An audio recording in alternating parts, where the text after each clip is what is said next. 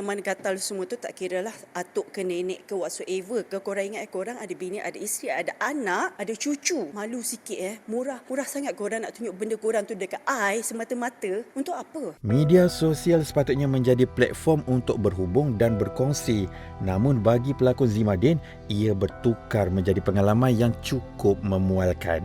Zima mendedahkan dia kini berdepan gangguan seksual apabila kerap menerima mesej langsung atau DM daripada individu tidak dikenali yang menghantar gambar lucah memaparkan kemaluan.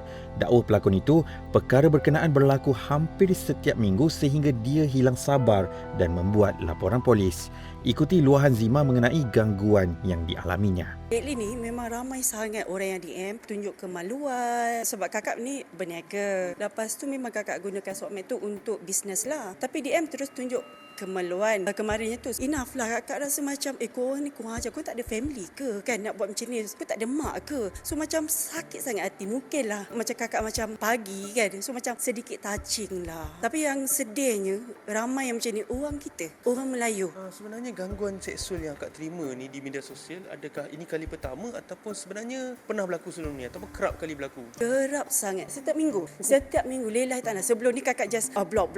Tapi mungkinlah yang baru-baru ni macam kakak ambil serius dan kakak dah jadi kes polis pun. Kakak buat report polis. Kenapa kakak baru sekarang akak nak ambil action? Kenapa macam sebelum ni tak macam abaikan saja? Sebelum ni mungkin kakak sibuk. Ino. Kali ni macam kakak free. Ada masa ni nak pergi balai ni. Followers kakak pun cakap, buat report at least something lah. Orang ni boleh lesson lah macam tu kan. Boleh akak jelaskan sikit tak sebenarnya yang dia ganggu akak tu dekat posting akak yang mana? Adakah gambar akak ke ataupun gambar akak tengah berniaga ke macam mana? Dan semua diorang PM kakak, terus tunjuk diorang punya kemaluan. Kakak ada kalau nak tengok nanti. Tak apa. PM kita terus yang kakak ada screenshot tu, macam tu. Diorang ni sejenis yang semua yang macam tu. Bukan nak tanya, saya nak beli rendang, saya nak beli cookies. Tidak. Orang macam ni, diorang banyak account. Setiap kali diorang ganggu kakak akan block. Tapi masih ada mungkin orang yang berbeza, tapi memang ramai sangat. Kakak tak tahu sebab kakak ni bukannya muda, dah tua Mungkin hobi diorang kot. Trauma tak kak sebenarnya bila nak lepas ni nak berkongsikan apa benda di media sosial? Kakak trauma dengan orang yang sejenis yang sebegini. Kakak bukan yang seksi, tapi kakak tak tahu pandangan diorang ni macam mana. Dan kakak ialah online business, kakak kena teruskan sebab itu sumber pendapatan selain pada berlakon. Kakak lebih pendekatan tu lebih kepada ignore lah. Tapi agak melampau memang kakak akan buat report lagi. Macam tu. Ada ganggu tak dari segi macam orang kata jiwa ataupun mental lah, sebab benda-benda macam ni kan ada setengah orang tak boleh terima kan. Rasa macam agak melampau. Ada yang sampai kadang murung pun ada. Macam kakak sendiri macam mana? Ada. Kalau tak adalah pagi tu kakak menangis. Macam kakak tak nak nangis. Rasa macam kita tak ada suami. Ini sangat ke? Macam kita nak cari rezeki, tapi kenapa korang buat macam ni? Korang tak ada family ke? Tak ada mak ke? Tak ada, Tapi Alhamdulillah, kakak just move on. Kakak biar polis yang settlekan.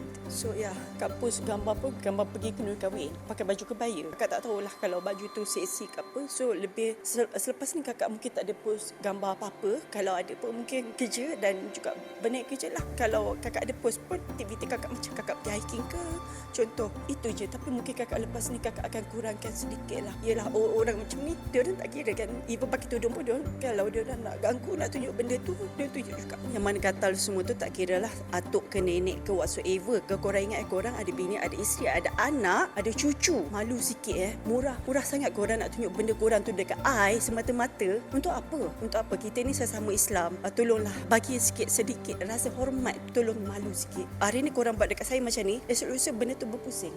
Tolong respect sikit orang wanita.